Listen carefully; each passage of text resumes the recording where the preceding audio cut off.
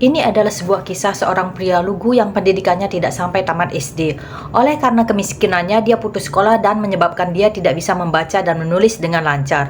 Akhirnya setelah dewasa, dia hanya bisa bekerja sebagai seorang penjaga sekolah dengan gaji yang sangat pas-pasan.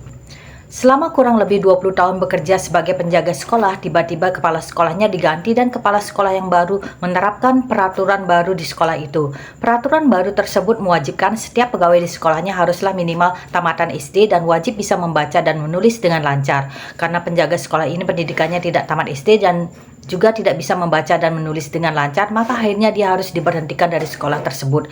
Hal ini tentunya membuat dia sangat sedih, frustasi, dan kecewa. Pekerjaan yang sudah dia jalani selama 20 tahun, walaupun gajinya sangat pas-pasan, akhirnya berakhir begitu saja karena latar belakang pendidikannya.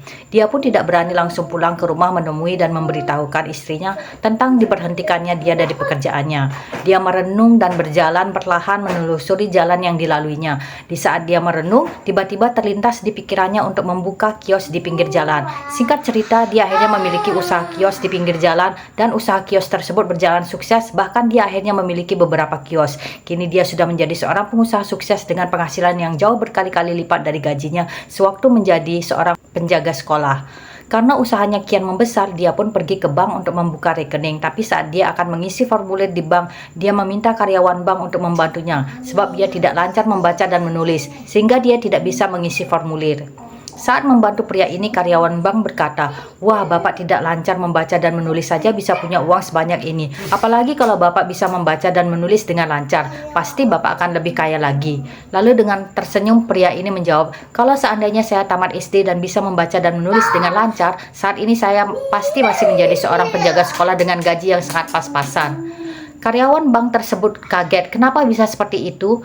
Pria ini pun kemudian menceritakan bagaimana terpuruknya waktu menerima kenyataan beberapa waktu yang lalu ketika dia dengan amat sangat terpaksa harus keluar dari tempat dia bekerja yang sudah dia tekuni selama 20 tahun.